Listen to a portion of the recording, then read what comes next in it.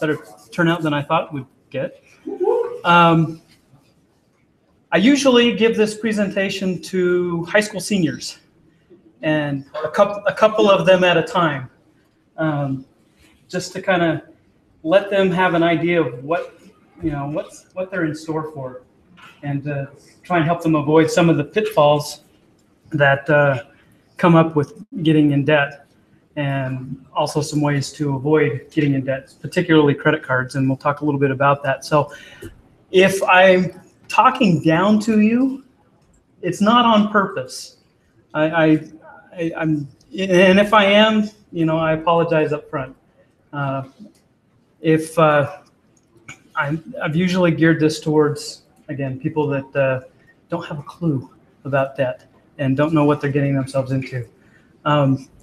Just a little bit of background. By the way, I'm Bret Cutler, and I've been with SCG for 18 years.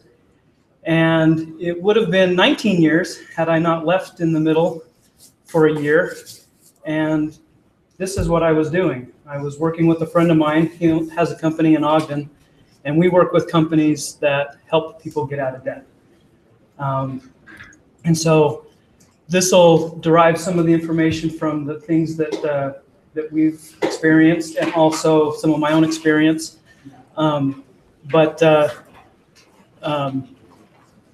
Also has some things that I went off and did on my own, apart from this company.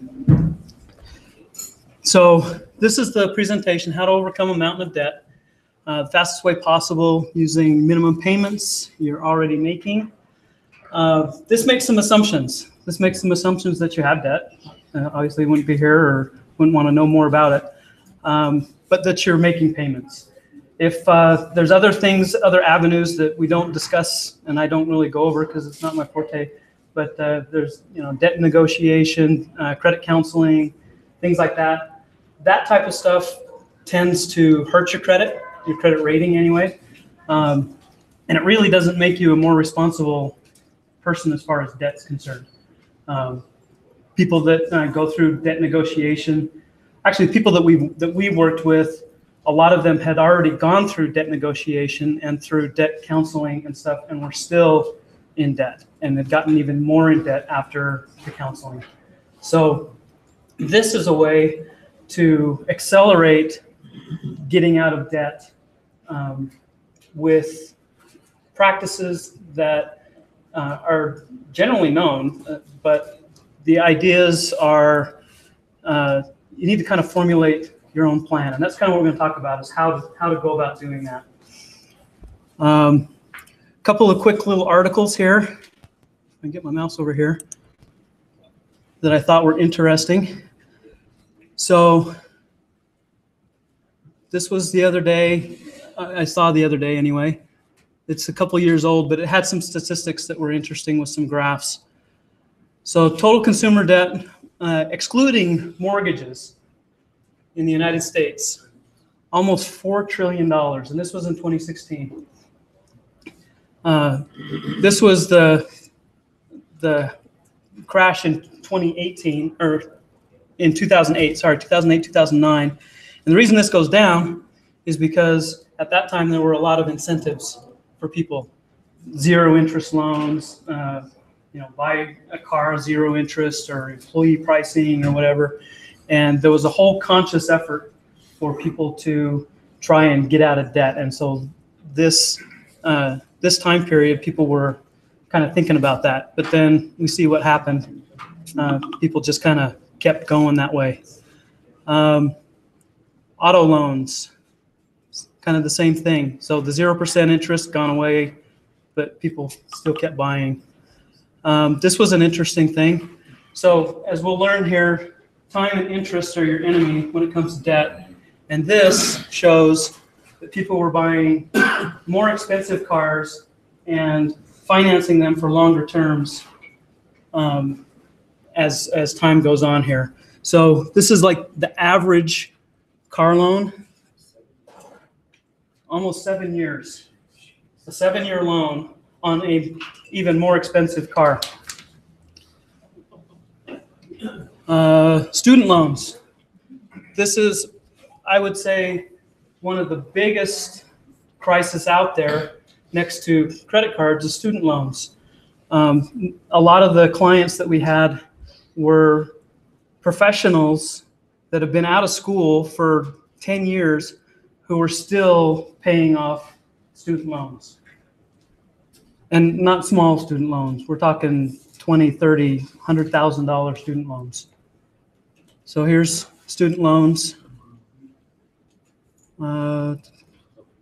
Credit card and revolving debt. So there was a sharp decline, a lot of 0% interest things out there, and then it's slowly gone back So up. I don't understand something, Brett. You go to zero interest, but that's still debt. It's just It's not still interest. debt, but it's So not. how come the debt amounts went down? People were able to pay them off more. Okay. What time and interest Right. is your killer when it Also, comes to during that debt. time, credit card was restricted. You It couldn't was. get as much credit, so you had to pay off what you had because you didn't have other options. Yeah, the thing that caused this boom, besides the recovering from 9/11, was tightening of like credit card. Banks had to start disclosing more information about your payments, about their minimum payments and the interest rates. If you look on your credit card statements now, at least the ones I get from America First, they have a little blurb down at the bottom that outlines how long you'll be in debt if you keep making minimum payments, and we'll talk a little bit about that. The other one here, let's see. I can go back without going back. This one was interesting.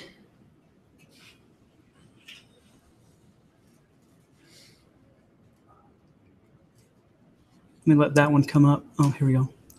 So here's some more statistics, and it had a thing. So again, close to $4 trillion in consumer debt. Had all these statistics about the types of debt. So credit card debt in May of 2018 broke the previous record of $1.02 trillion. Credit card debt is 27% of total consumer debt. Come down here. I thought this was, is this the one?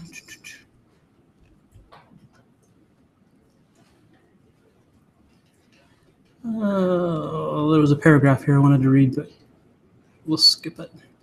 One last thing, if I can see today.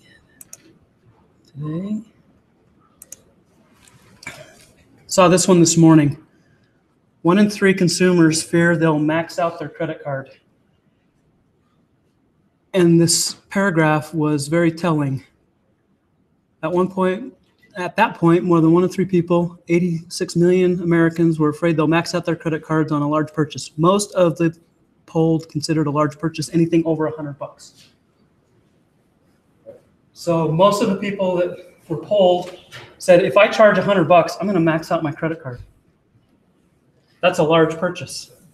So we can look at the consumer sentiment out there, and we can see why credit card companies. I mean, how many of you got a mailer sometime in the last month for credit card offers? Okay, everybody, right?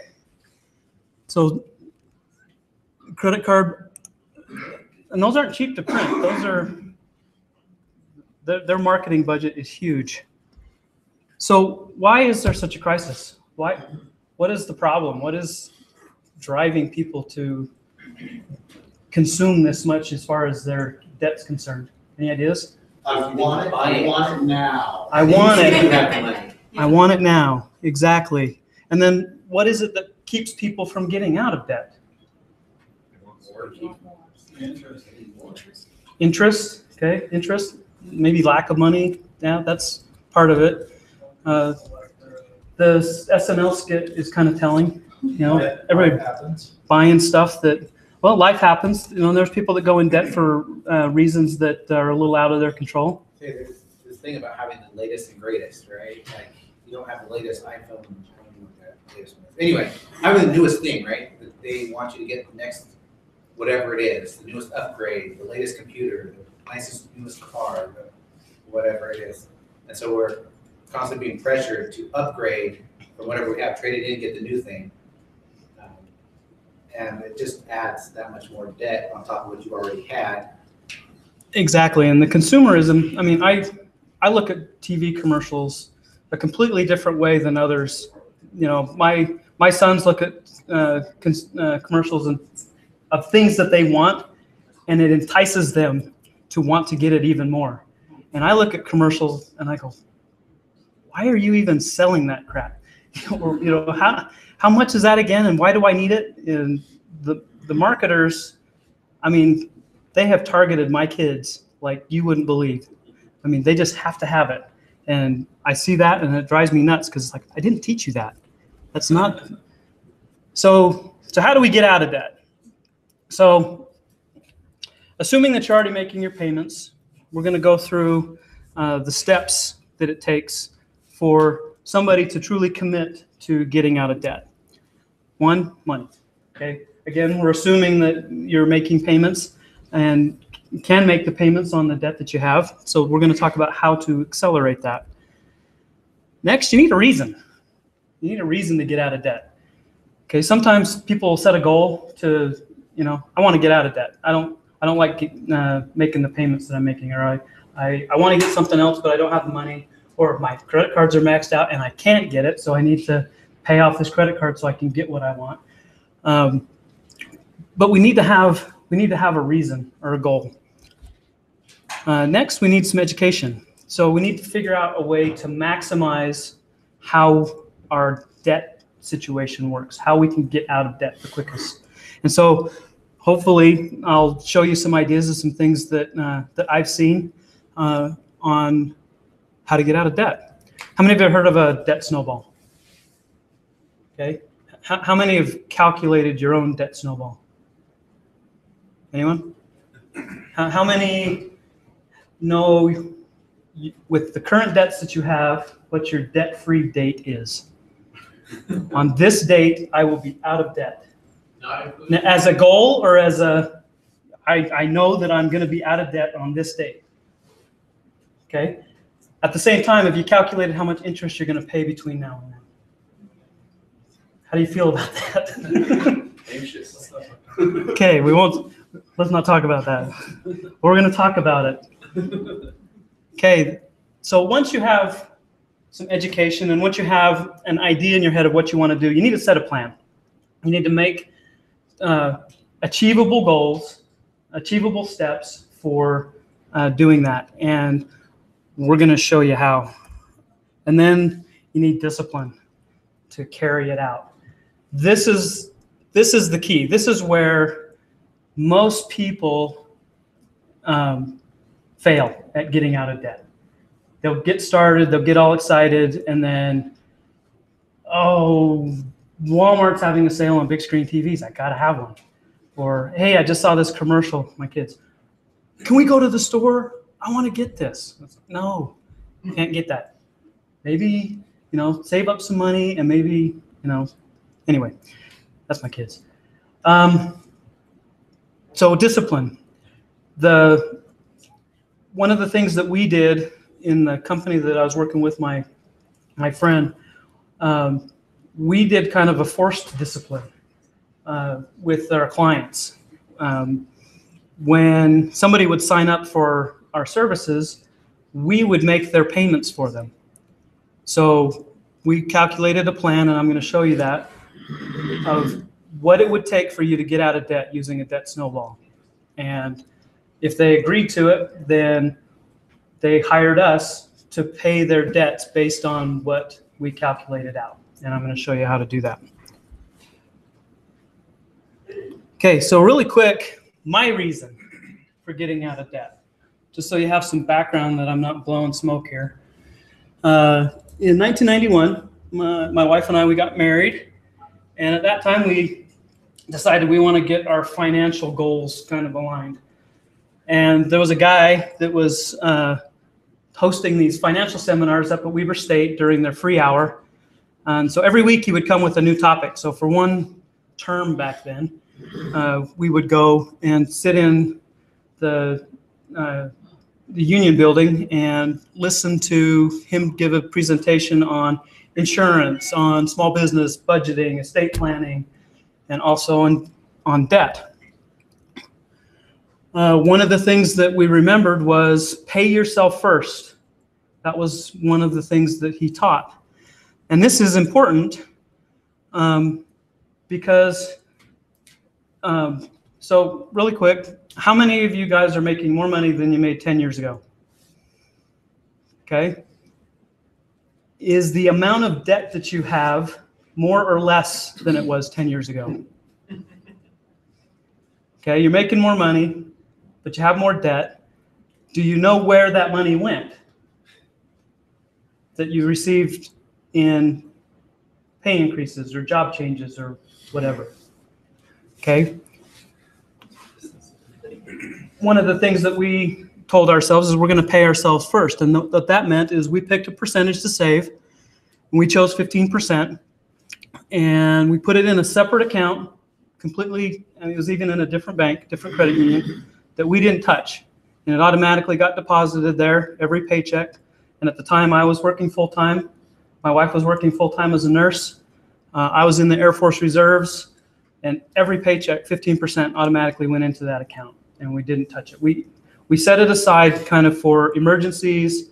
If you listen to Dave Ramsey, that was kind of our emergency fund. But it was also used for our like our IRA funding. So at the beginning of each year, when you can contribute to an IRA, you have a max that you can pull in. We would pull from that account because we already had it, and we set it aside for that. And so that was one thing that we did. So we always had some emergency fund, and we always had some money set aside. In 1993, we built our house. We had a 30-year mortgage at 7%, woohoo, and paid extra principal payments to make it a 15-year mortgage. And so extra principal payments, when some people, I was telling this to high school students, they go, "You paid twice your mortgage payment?" No, amortized out, it's only like a couple hundred more for the difference of what a 30-year and a 15-year would be. Back then, however, a 15-year mortgage, the interest rate was higher than a 30-year. So we could have gone 15-year, but our payments would have been really high. We chose this also because if we needed to, we could always fall back to the 30-year payment. In 1995, we started a family, had our first son.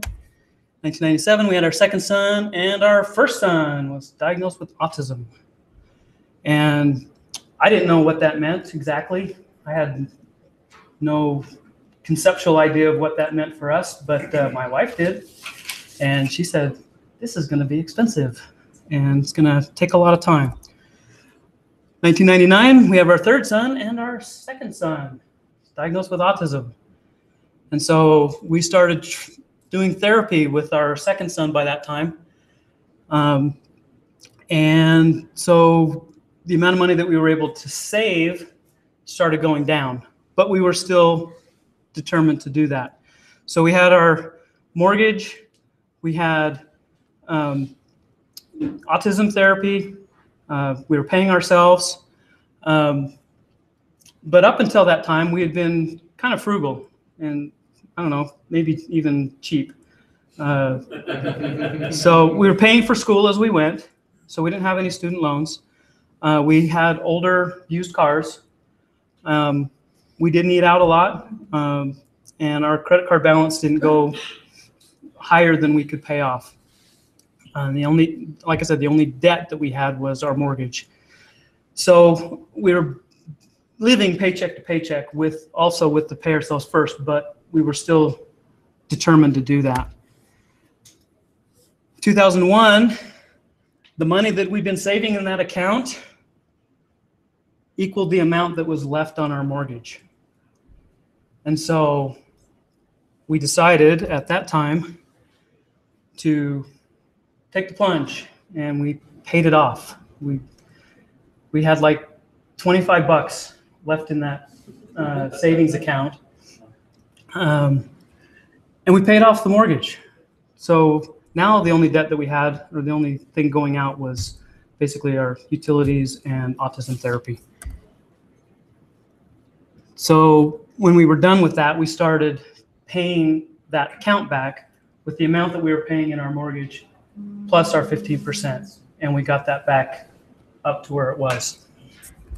One of the things, side benefits of this is a couple of years after this, my wife was able to completely quit her full-time job and dedicate her time to raising her sons. And my job was to figure out how to pay for it because the autism therapy was just crazy. So that was my reason.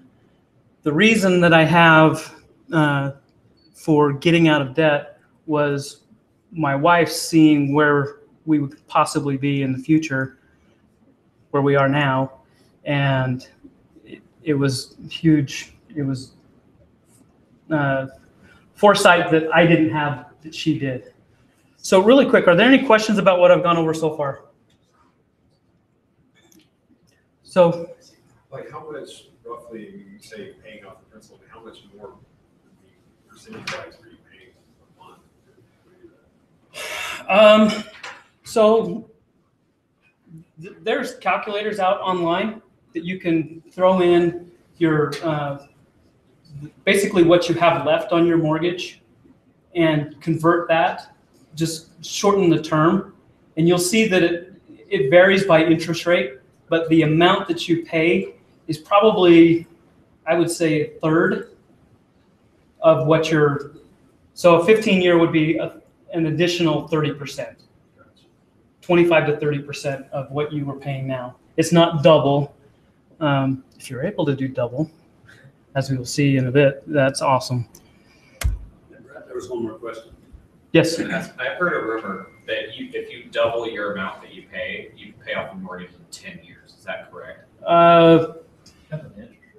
Depends on the interest rate, but probably. Around 10 years, which is interesting because it's not only half the time, it's a third of the time. Well, we'll look at that and we'll see if that actually happens.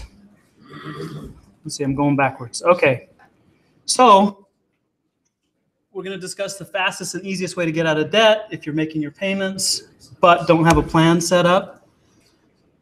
So I asked this, who has a debt-free date? Skipped ahead. So I created a website that we'll go over that does this for you. So this is an ASP.NET MVC app. It's got just some basic information on the home page. And I also wrote a book that goes along with it. So how to overcome a mountain of debt. The book has a case study in there that is kind of hardwired into the site that kind of gives people an example to go on. There's also some tutorials on how to use it that are out on the web. And we have our debts lined up in the order that they're paid off. So if you want to go look at that, but we're going to concentrate on this right here. Let's see if I can, there. So these debts right here, if I open the book, kind of goes through a narrative of a typical household that might have some debts, and these are the debts that are in the book, and the examples that are in the book are outlined here. But the cool thing is this can be cleared out, and you can put your own stuff in here and calculate your own debt snowball. So I'm gonna bring this over here for a sec. All right, so let's talk about debt real quick. Again, I don't want to talk down to you. I have to explain this stuff to the high school seniors, but everybody understands principal, interest, term, minimum payments, right? Okay, I'm going to introduce a new term to you, margin. Okay, and this this is a term that we use in our debt calculations for calculating a debt snowball. And we're going to discuss what a debt snowball is. So before I go to that one, who can explain briefly or has a concept of the debt snowball? It's more or less like a snowball rolling down the hill, it gets bigger. So you have your list of debts and payments, and you're making whatever that payment amount is. And then you pay off the first debt, then that money is then applied to the next debt, and so on and so forth until the amount that you're paying becomes very huge to pay off the remaining debts. Right, and depending on the makeup of your own debt, you could pay off just a couple of debts, and by the time we've had clients that have had 15, 20 debts, and by the time they're paying off, by the time the fifth one is paid off, they're paying $1,000 a month to a particular debt, and they start to go quickly, and you can see that in the debt snowball. And the margin is that amount that gets rolled up into the next debt.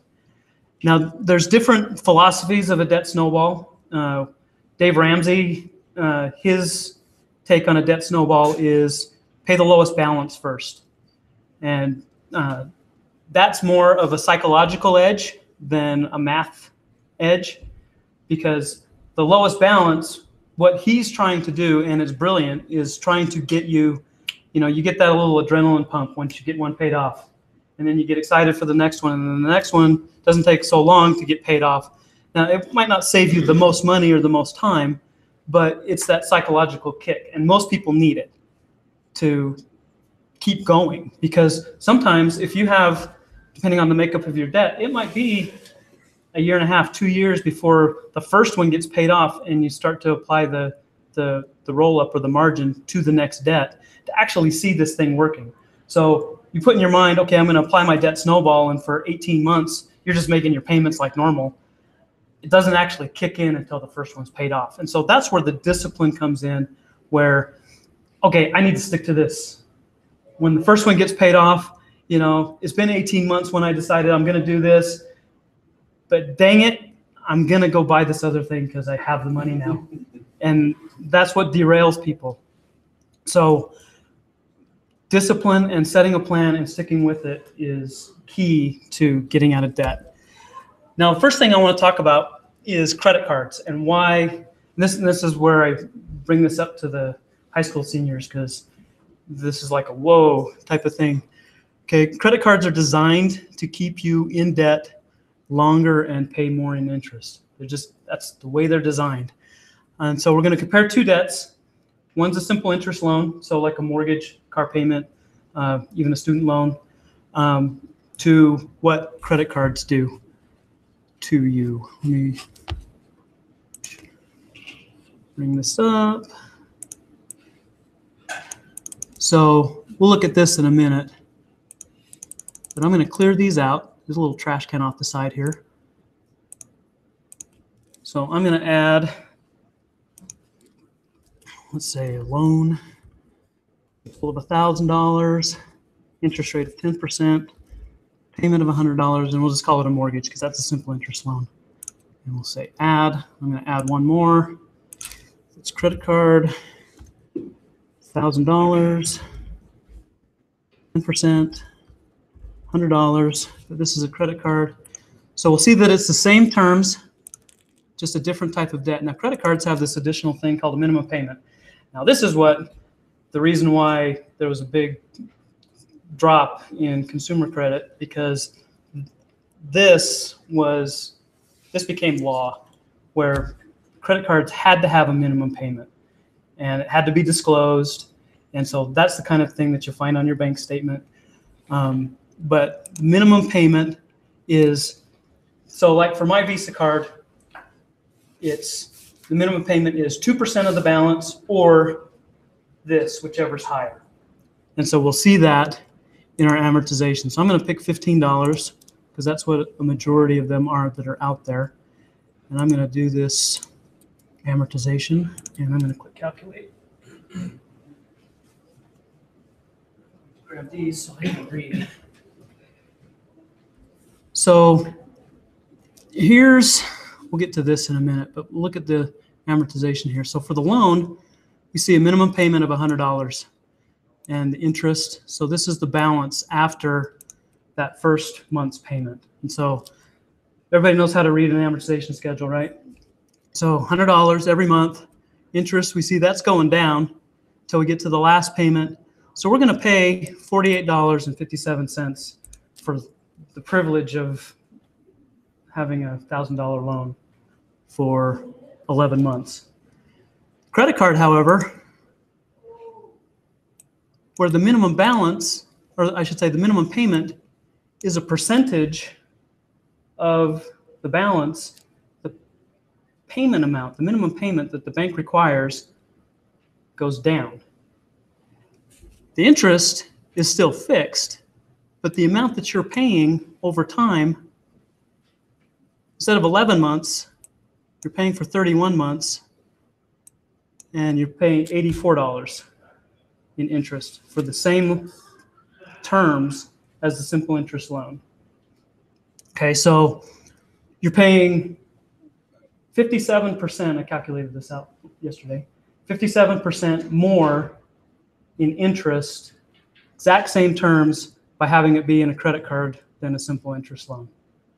So if this were the norm, and I'm talking to the high school students, which would you rather pay? This or this? And you know, it's quite obvious, but this is what is killing the consumer credit, I should say, not killing the consumer credit industry, it's helping the consumer credit industry to make us in bondage for having the privilege of, you know, what's in your wallet. So, so sometimes there's incentives. They offer like 3 miles. Oh, they do, but they come out way ahead. The miles are inconsequential to the amount that is being paid out. And the miles are also kickbacks to credit cards from airline industries, unless it's an actual, you know, Delta Sky Miles card or whatever. That's what I was referring to. Yeah, but if you have like a Credit One and have miles, or a Credit One, Capital One or whatever, and have miles, okay, and you can use on any airline, well, the airlines pay them also to advertise with them and have their consumers go to them. So anyway, so that's credit cards, and that's the reason why these are so evil. And people fall into the trap. Well, it's just a minimum payment. I mean, you can afford, you know, after a little while, $23, where you were originally paying $100. Come on, easy. And that's what a lot of people think and look at. Would the numbers be identical if you just continue to pay $100? Okay. If you did pay $100, it would look exactly like that. Okay.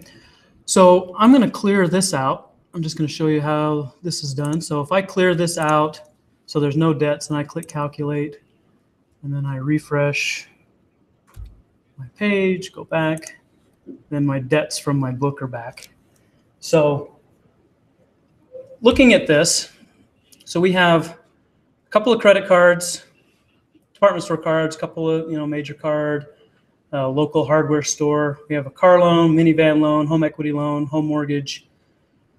These are the amounts. So I just threw up, you know, some typical numbers for what the average family might have in debt, and threw some balances in there. Let's say somebody knows, okay, I'm going to be in debt for, you know, a bunch of years, and this is my current credit makeup.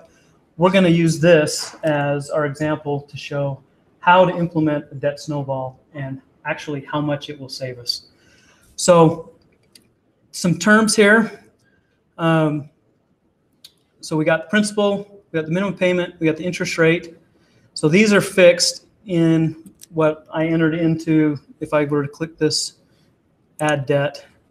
Okay, these amounts here get put in these columns.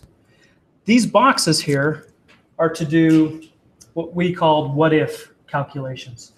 What if I put $100 towards this payment? What if I refinanced or negotiated this down to 10%? What would that do to my debt snowball? And we'll show some examples of that. We talked about margin. So margin is you pay off a debt, that payment amount gets rolled up into the next debt. Question is, which debt? Which debt do you choose?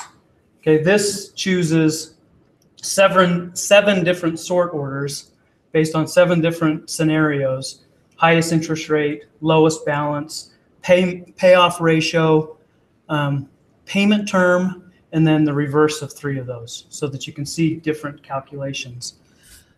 Additional margin is, I have $100 extra a month that's not going anywhere. I'm going to throw it in my debt snowball. What does it do? So we can see what it is. The lump sum amount is, I have $1,000 and I want to kickstart my debt snowball. I want to, let's assume that this is like a debt that you paid off that's not on the books, and you have that payment amount that you just want to throw in there one time. So we're going to calculate this. I've got amortization schedules for what we call the original payoff, current payoff, the planned current payoff, which is a debt snowball without any modifications, and then the planned new payoff or any what ifs that we throw in. So if we throw in any margin, or if we change any of these, then we'll see those calculations, and they're all lined up side by side so that you can see what they look like. So in the amortization, it's a lot of data, and so I only throw back one at a time, but you'll see the summaries. So I'm going to just click calculate on this. Do these numbers look unreasonable to anybody? Is there, a $500 credit card, $600 credit card, $6,000 on a major credit card, $4,500 on a hardware store card, you just finished your floor or whatever, $14,000 car loan, $21,000 minivan, $15,000 on a home equity loan, and a $250,000 mortgage? I have a question. Yes. What's your take on taking loans against your 401k, for instance? To do what? To help you get out of debt. Like if you, instead of paying the credit card, for instance, that interest goes back to you in a way, because it's your money. You're kind of lending it from your 401k. Does that make sense? Well, there's 2 schools of thought with that, where that's all fine and dandy if it's to kickstart a debt snowball, or to pay off something in the middle of your debt snowball. If it were to pay off your debt snowball, you have one debt left and you can take a loan out of your 401k and get out of debt, you still have a debt. You have to pay your 401k back. So you're really trading terms of debt, okay, whether it's your 401k or whether it's the bank. But if the terms are better, and it's to pay it off, it's to finish your debt snowball, and that's all, I'm paying back my 401k and that's all the debt I have, then I would say, yeah, do it. But if it's in the middle or something to kickstart, once you get in the middle of this, unless you have the discipline, you're going to have a hard time coming back and paying back your 401k. It'll be a struggle, and it'll probably be something that you'll regret later on. Yes. Another thing to consider if taking out a loan on your 401k is if you terminate with your employer, you run the risk of paying a penalty and income tax on top of that. That's right. Yeah. So there's pitfalls to that. So let's look at the summary. So we've got up here, we've got our different sort orders, and for all intents and purposes, some of these don't change a lot, from highest interest rate to lowest balance payoff order. But let's just look at this real quick. So the interest paid with no roll up. So I'm paying minimum payments. When I'm done with that bill, I don't do anything with the payment. I just continue on making payments. So the total payment is that, and I'm going to get out of debt here. And the reason that that's so long is credit card. And again, these credit card terms are not unusual and out of bounds.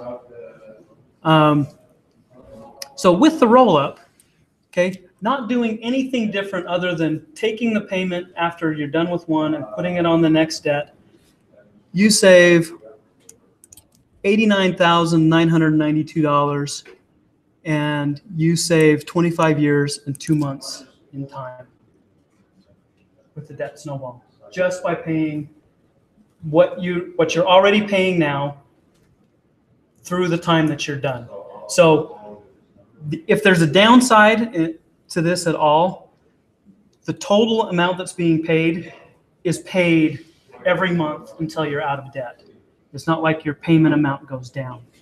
But if you're getting raises, or if you're, have additional income coming in, then you can accelerate this. Okay? So if we look at the what if is exactly the same because we didn't modify anything. Now, I talked about who has a plan, who knows their debt-free date, who knows all this stuff. This is your plan. So this is beginning today, or this month, starting to make these payments. So I've committed to do this debt snowball. First one is paid off August 2022. The last payment is that, for a total of that. The next one is paid off the next month. Car loan, minivan. So there's our summary. That's our payoff plan. And then this is for, again, the amortization for the original payoff. I'm not making any roll-ups. I'm not applying margin to the next debts. And then down below here, we have the amortization for each. Yes? So how did this program calculate which thing to pay first? That's the hardware. Okay, right. Store card is the last thing to be paid out, not the mortgage. Right here, highest interest rate. Okay, it may have. Okay, say this last part again. Oh, you're paying off your credit card last. Yes. But it's definitely not the biggest amount. Okay, this is right. This is the original payoff. This doesn't have any roll up in these numbers. I'll do it again, showing with the roll up. Okay, so here's without the roll up. Okay, so here's the amortization for the hardware store card. So if we go, so the major credit card, that's the last one to get paid off. If we look at that. So that's just you're paying basically. This is paying the minimum because, see, the payment amount is going down every month until we get down to the minimum payment, which is $15.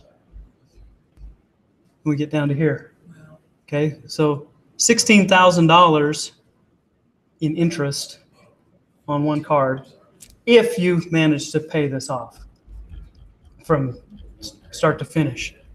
Okay, so next, let's come up here. Let's do planned current payoff with the roll-up. So this is a basic debt snowball without any modifiers. So again, this group here is highest interest rate. So I can go to lowest balance, payoff order, and you can see these aren't changing much because things are getting paid off in similar fashion. But if you had a bunch of debts, like, you know, your dentist and your, you know, landscaping, your HOA, your, you know, whatever debts you have, if you have a whole bunch of them lined up and you knock them all out with lowest balance, then you'll see some differences here. With this example, there isn't a whole lot of difference. But let's look at this payoff plan. So here we start the same. The first one gets paid off. We saw that line. But then there's a one-time payment for the balance of this payment. So this payment looks like $15. So that was the last payment of that. But part of that for that month goes to the next one, which happens to be the hardware store card. And then the following month, the full payment amount the new payment for the hardware store is the combined payment of the debt or the department store card 1 and the hardware store. Debt 2 gets paid, department store card 2 gets paid off. Hardware store gets a partial payment, and then its new payment. Car loan gets paid off. So in this one, the hardware store card, because it has the highest interest rate, it's getting the roll up every time. And so its payment amount, its minimum payment amount is growing. But we also see in the amortization, if we go here, so it started off at 90.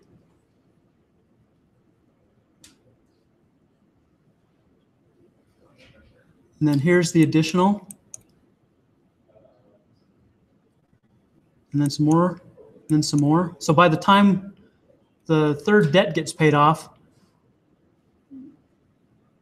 we're really cranking on the payment amount for this. And then this one gets paid off in month 66. So if we look hardware store card paid off, and it goes to major credit card. So if we go to major credit card, month 66, we'll see it had minimum payments of 120 down to here. And then it got the next month the full amount of what was then paid to the hardware store card.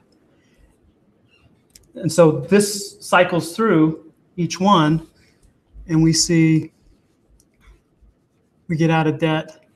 The last one being paid off is the home mortgage, and we're saving $89,992. So now the modifiers will affect this column, and we'll also do this. So let's say I have an extra $100 throw at my debt snowball.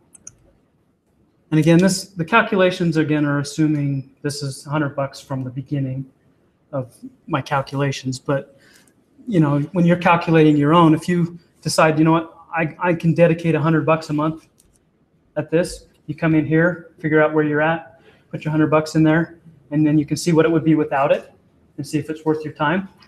Or add it and you go, holy cow, this will make a huge difference. Yes, I'm doing this.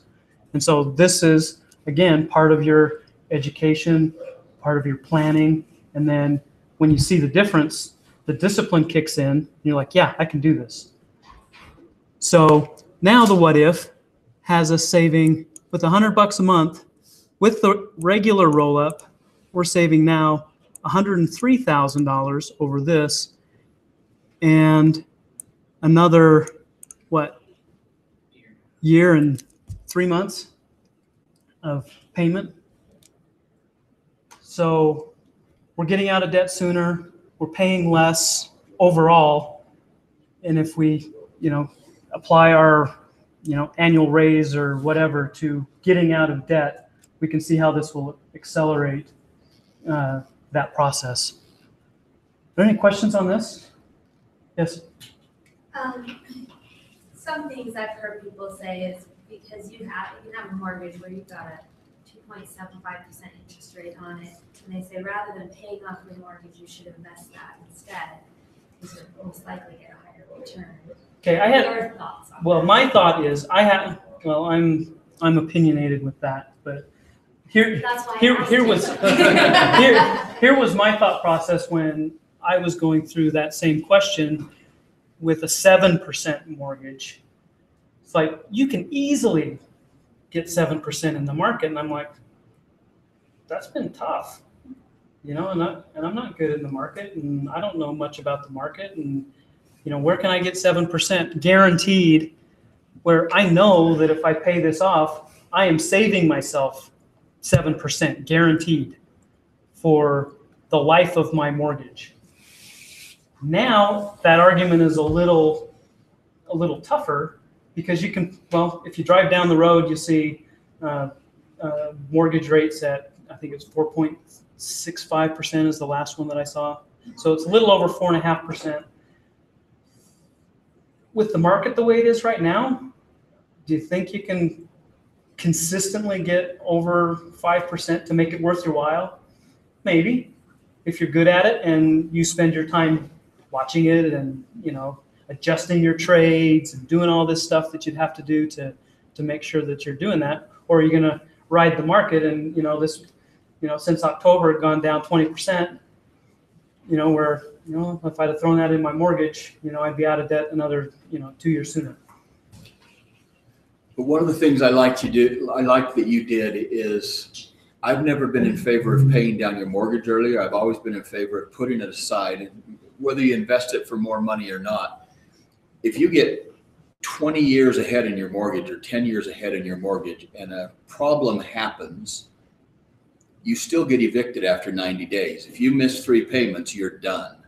Whereas if you put that money aside until, like you did, you finally had enough money to just pay the whole thing off.